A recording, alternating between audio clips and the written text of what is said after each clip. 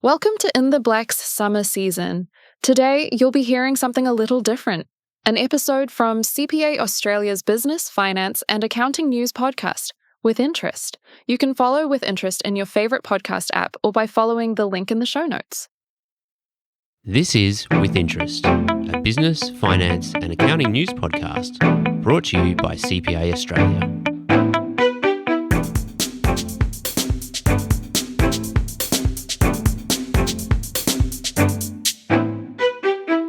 Hello and welcome back to With Interest. I'm Simon Downs. You might think that accountants already have enough on their plates, and you're right, of course. The world of financial reporting, auditing, assurance, and tax advice seems about as far as you could get from a subject like climate change.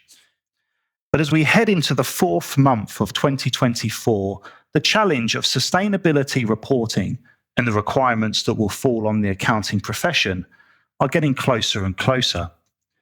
If you've ever wondered, why should accountants and finance professionals care about climate change, you're about to find out. That's because we're joined today by CPA Australia's resident policy expert in this area, Patrick Viljoen. Hello, Patrick. Welcome to With Interest. Hey, Simon. Always good to be here. Patrick, anyone working in the accounting profession will be aware of at least some of the climate reporting requirements on the horizon to a greater or lesser extent. But the extent to which they will impact individuals or businesses is probably a little unclear to many. So we'll come to that in a moment. But let's start with a high-level introduction to the topic if we can. Any accountant or finance professional hearing us talk about impending requirements on sustainability reporting could be forgiven for feeling a little anxious. So let's set the scene for them. What is the political and social backstory to why accountants will really need to start taking this seriously in 2024? That's a very good question, Simon. And I think maybe a good place to start is to not view it purely from an Australian specific lens. And obviously there's a lot of ambition that's been built in by the Treasury in terms of their own requirements, and we'll speak about that in a bit more detail later. But these things are not driven in isolation, so it's a global effort to try to get carbon emissions under control. So climate change predominantly being driven by carbon emissions, and how can we get those down globally? Because unfortunately, this is not something which is contained in a particular jurisdiction. So if you pollute in one jurisdiction, that will inevitably have impacts on others. So it's a global problem that we're facing at the minute. The most recent conference of the parties, or as we refer to it as the COPs, which was held in Dubai, basically highlighted a couple of important things of where we're at globally. The first thing that they basically spoke about was that net zero remains a principle for private sector leaders and for businesses more broadly, but there's also this recognition that we need to accelerate action. One thing that comes out of COP quite a lot is all these grandiose promises, and it's like the song of the 80s, isn't it? Heal the world, make it a better place. But it doesn't always manifest in action. And you find that language coming through the international community quite a lot, in as much as how can we accelerate getting to that lower carbon state. But I also think, secondly, the important thing that we have to recognize is that we'll probably have to run two energy systems in parallel. There's a lot of talk in Australia, particularly if you take the Greens as your barometer, of saying, we need to shut off coal mining tomorrow and we need to switch over into renewables. And the problem with that is we are not even remotely close to scale in Australia. And this is not something which is unique to us. This is something which is actually a bigger problem globally. So we'll have to have that unhappy marriage of running two systems in parallel until such a time as we can sort of make that switch over without having the whole grid collapse on us. And then there's the financing situation as well. All of these new developments that we see don't come for free. There is a finance requirement of how these new technologies would need to be developed. And I think the quantum that was placed on that in COP is around about $41 trillion US. That still isn't finance, and that's a big number. But I think whittling it down in terms of the actions that we see, definitely we need to accelerate decarbonization. Secondly, we need to leverage climate technologies and scale new green businesses. And as it relates to SMEs, we can speak about that a bit later. The financial sector would need to facilitate and deploy significant capital investment. And if they do finance that through loans, how do you price that loan adequately? How do you apply a premium that is not too high or too low in order for you to make that money available for investments? Then also this whole concept of net zero being equitable and inclusive. And the quickest way of explaining that is just to say that you shut up a coal mine in the Hunter Valley, but what actually happens to that society. And then also we need to proactively explore how we can create value in nature and biodiversity. And if climate does tend to get out of hand, it will directly have an impact on nature. And we're dependent on nature for a whole host of things. You just need to think about things like agriculture. And then the last point that they raise is actually quite an interesting one, where they talk about this new forms of collaboration which need to apply across sectors. And that's a nice little segue to talk about government action and what that actually means for business. And you just need to reflect in terms of the ambition that the Treasurer is showing at the moment in terms of trying to make up for lost time, because we have had a bit of a sticky situation in terms of trying to get to increasing our own emissions targets and all that kind of stuff. And that's now happening. But what does that actually look like? Treasury has just finalised their consultation into climate-related financial disclosures. We did a joint submission to that alongside CAA and Z. If you want to read through all of that, it is available on our website. But I think this is evidence of how government is trying to partner with business. Accountants know that numbers don't just magically fall out of thin air. So if government has made a commitment in terms of our own nationally defined contribution, or NDC, saying we want to reach a percentage of reduction, that's great and that's wonderful to say that, but how does business need to contribute to that? So how do you give them a number, and how do you give accountants a number that they can gauge their own resilience and transition plans to make sure that we don't end up in a situation where we get to that deadline point, which is 2030 or 2050, depending on what your own deadline is, and you try to match these numbers up, and it's like year-end with spreadsheets that nothing speaks to each other. So in an effort to create a standard that supports the consistent performance of quality sustainability reporting and assurance engagements, the International Sustainability Standards Board and the International Auditing and Assurance Standard Board, so that's the ISSB and the IAASB, to those who like their acronyms, have developed an overarching standard for reporting and assurance on sustainability reporting. That's the IFRS S1 and S2 and ISSA 5000 general requirements for sustainability assurance engagements that can be applied for all sustainability topics. So, Patrick, tell us about the standards that we're talking about, when they're supposed to come into effect, and what this is going to mean for those in the profession here in Australia, and we'll come to maybe more globally in a moment. The important thing to note about IFRS S1 and IFRS S2, so that's the two, or those are the two standards that was produced by the ISSB. They're already in force. They became effective 1st of January this year, 2024.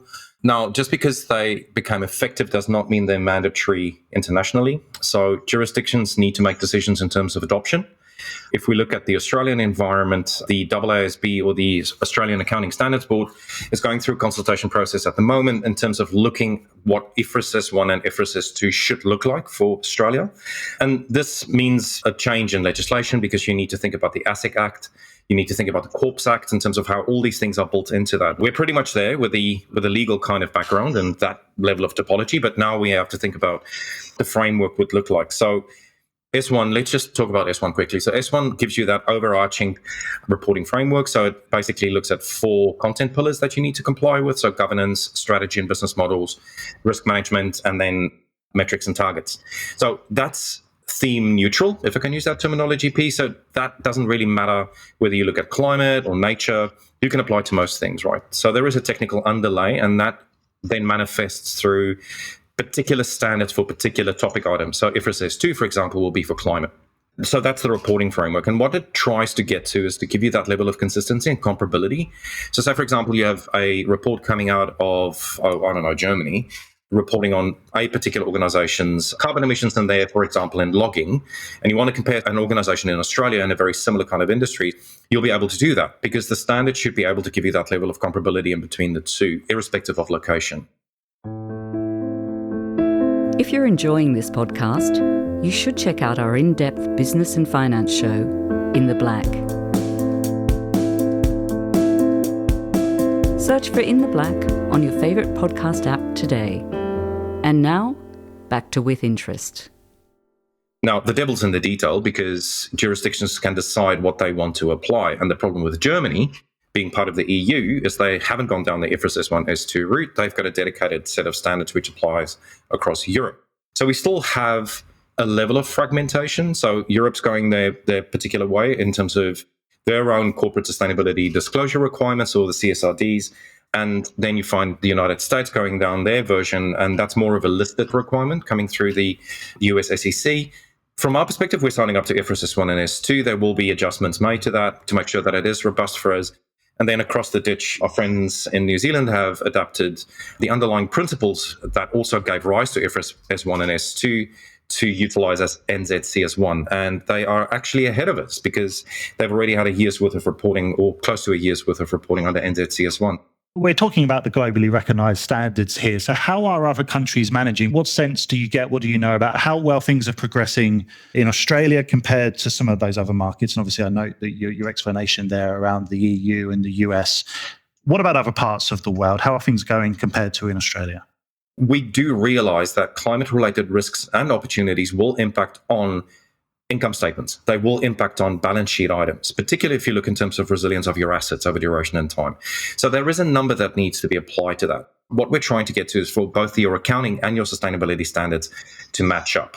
Now, a lot of people, when we talk about sustainability standards, will remember the glorious issues we had switching from generally accepted accounting practice or GAAP into IFRS or international accounting standards. And we're facing that again to a certain degree. Europe tends to operate in a block-like fashion. So for them, they've got their own sustainability standards, and they're waiting in terms of to see what happens with ISO 5000, which you've mentioned earlier on, which is the assurance standard, to get that end-to-end approach for them.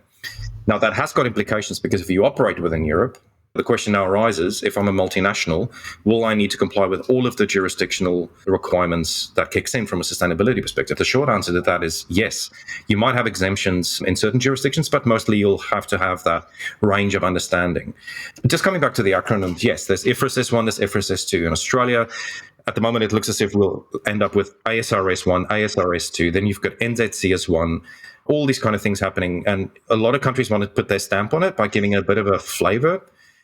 The thing is, all of these kind of recommendations are built on the same principles. So it's all built on the recommendations from the Task Force for Climate-Related Financial Disclosures. And I know people will say, yeah, but that's not what happened in Europe. But it has the same source of inspiration. So I think that's what we're trying to get to, is that level of comparability. So if you're trying to attract capital, you can. So it's a matchup of trying to say, what you're reporting in a particular jurisdiction needs to be the same as what's coming out of another jurisdiction. So if we talk about just IFRS S1 and S2, and just to give you a brief indication, Japan's going down that avenue. They're busy with translation of IFRS S1 and 2.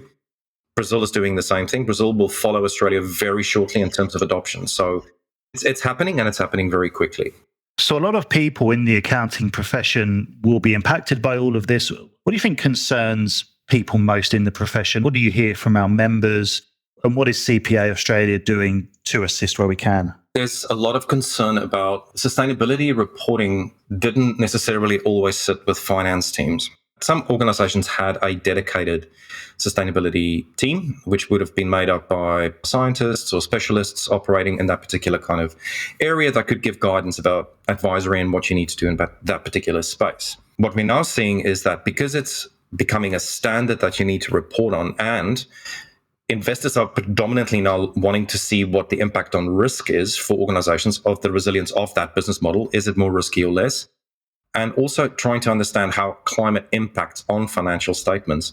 If you use that word, quantification, impact on financial statements, setting of science-backed targets and metrics, these are all things that sit within the accounting sphere. And that's why I think it's becoming increasingly important for accountants to get across this, because if you think about things like carbon, right? So we do the initial carbon assessment. Now we need to look at what our carbon is over duration and time. Now that sounds like management accounting 101 to me, because you set a target, you do the measurement, you feed that as part of your management commentary on a monthly basis. And at the end of the year, that is fed back into your general purpose financial reporting. So this is why it's becoming real. And a lot of finance teams now are being tasked with saying, you need to provide me with my baseline carbon number.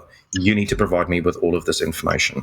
What else do those in our sector need to be aware of and start considering this year, Patrick, whether it's already on their radar or maybe things that they're not aware of but are going to be impacting them down the road? What we're trying to get across to members is not to think about sustainability in a siloed kind of fashion. So it's not on Monday I think about climate, on Tuesday I think about nature, on Wednesday I think about First Nation engagement. All of these considerations and themes actually are interlinked. So I'll use an example in that sense, right? Climate. So let's start with climate. If we know that over duration of time, temperatures is going to start increasing, and that can impact on certain regions more than others. This is why it's an average, because it won't impact in a uniform fashion globally. That'll have an impact on nature, because if you have more sunny days out there, hotter days, where you've got a loss of natural water vapor just by evaporation, what's going to end up happening is you'll see reduction in yield from agriculture. That's going to impact on societies, right? So all of these things are connected to each other. If that's one thing I can get across to members, and we've got an ESG work plan that's going to happen throughout the year, and there's a lot of support that'll come out of that. But there's three key things as an organization we've identified. Firstly, we have to prioritize climate in the first instance.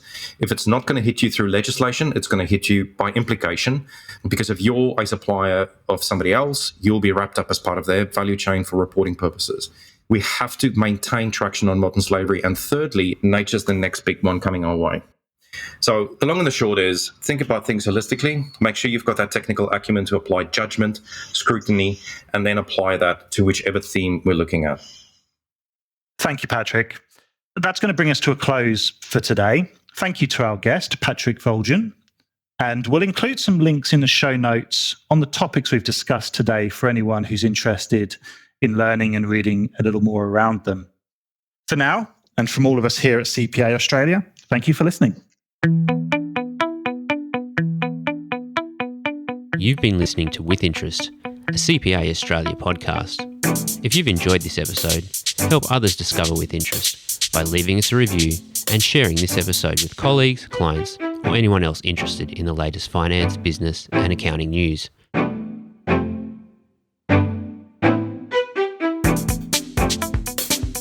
To find out more about our other podcasts and CPA Australia, check the show notes for this episode.